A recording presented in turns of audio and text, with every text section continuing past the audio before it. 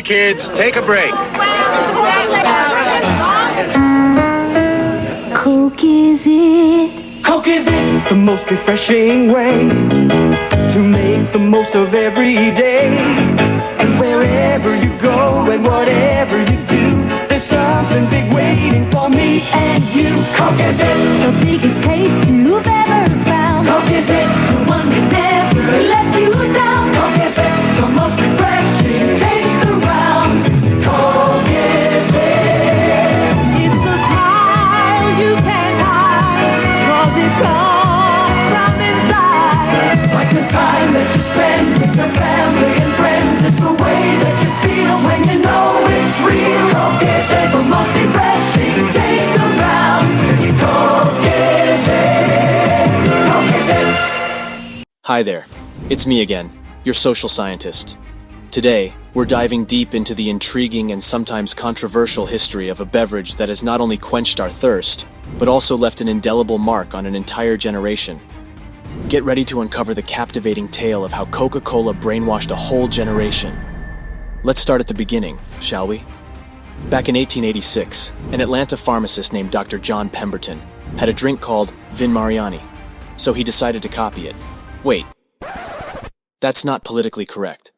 What I mean to say is that Dr. John Pemberton had Vin Mariani, which inspired him to create a syrupy concoction with an interesting ingredient, cocaine. Yes, I know you already knew that.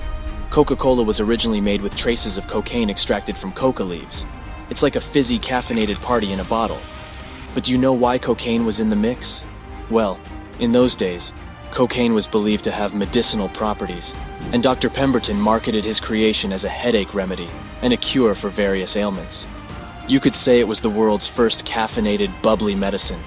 Now, you might be wondering why Coca-Cola was sold in pharmacies.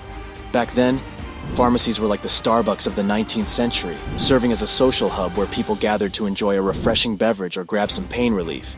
So, Coca-Cola was just another product on the shelf, helping folks put a pep in their step.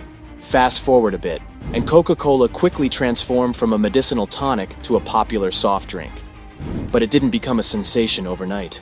The brilliant marketing minds behind Coca-Cola knew that to capture people's hearts, they had to tap into their desires, aspirations, and even their sense of patriotism. Hold on to your hats, folks, because we're about to uncover a mind-boggling chapter of Coca-Cola's history. Picture this. It's 1929, and Coca-Cola arrives in Germany. Fast forward to 1933, Adolf Hitler comes into power, and guess what? Coca-Cola is already selling a whopping 100,000 cases of Coke annually. They were determined not to lose their sweet spot in the market, so they did something unexpected. Brace yourselves, folks, because Coca-Cola fully embraced the new Nazi regime. They willingly complied with all the regulations, even going as far as supplying massive quantities of Coke for the 1936 Berlin Olympics.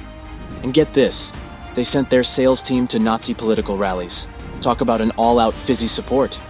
But as the war broke out, Coca-Cola faced a dilemma. They couldn't continue sending syrup to a fascist nation due to restrictions and rationing. So, in a stroke of creative genius, they came up with a solution. Fanta. Fanta was born out of necessity, using waste products that were readily available in war-torn Germany. Even in the midst of severe rationing, Fanta managed to make its way into the hands of people everywhere. By 1939, Coca-Cola had a staggering 43 bottling plants in Nazi Germany. And in 1943 alone, they sold a mind-boggling 3 million cases of Fanta in Germany. But as the war came to an end, Fanta quietly faded away. If you're shocked or have burning questions about Fanta, let me know, and I'll gladly share the full story of how Fanta came, left, and ultimately returned. Now let's shift gears and talk about the Great Cola War of the 1980s. Coca-Cola's main rival, Pepsi, claimed that it tasted better in the infamous Pepsi Challenge. This sparked a fierce battle for supremacy in the soda realm. People blindfolded themselves, took sips, and the results were shocking. A majority of participants preferred the taste of Pepsi over Coca-Cola. It was as if the world had turned upside down. Coca-Cola's market dominance was under threat, and they had to do something drastic to win back their customers. And so, in 1985, Coca-Cola introduced New Coke, a bold attempt to reinvent their formula and create a sweeter, smoother taste that could rival Pepsi. Oh boy, did New Coke cause a stir. People were outraged, confused, and downright disappointed. It was as if someone had messed with their favorite recipe for Grandma's secret cookies. They couldn't fathom a world without the original Coca-Cola taste they had grown up with. Faced with a massive consumer revolt, Coca-Cola had no choice but to listen. Just 79 days after the launch of New Coke, they made a groundbreaking decision. The return of the original formula, now known as Coca-Cola Classic. Talk about a dramatic U-turn. People rejoiced, parties were thrown, and Coca-Cola Classic returned like a soda savior, saving taste buds from the clutches of mediocrity. It was a testament to the power of consumer loyalty and the impact that we, the consumers, have on shaping the decisions of even the biggest corporations. Now you might be wondering, was this brainwashing, or was it simply a reflection of our deep emotional connection to certain brands? Well, my friends, that's a question for the ages.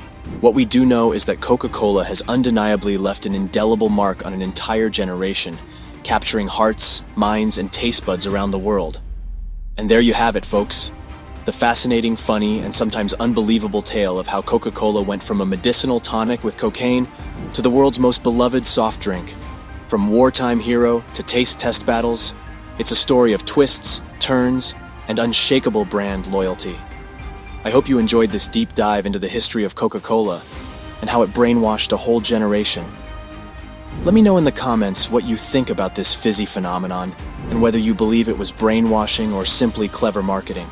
If you're still shocked and want to learn more about Fanta, let me know in the comments and I'll create a video dedicated to that topic. It's fascinating how once upon a time smoking was good for you, and if you don't believe me, I recommend watching my video on this subject. However, there's something even worse than smoking. Something that used to be so legal you didn't need a prescription. Can you guess what it is? Let me give you a clue. Crank, cotton candy, Tina, Scooby snacks, crystals, ice, that Walter White. Yes, you got it. I'm talking about methamphetamine. But if you still have doubts, then I guess you'll have to watch my next video. Thanks for joining me today. Remember to hit that like button, subscribe to our channel for more fascinating stories, and let me know in the comments what you think about the Coca-Cola phenomenon.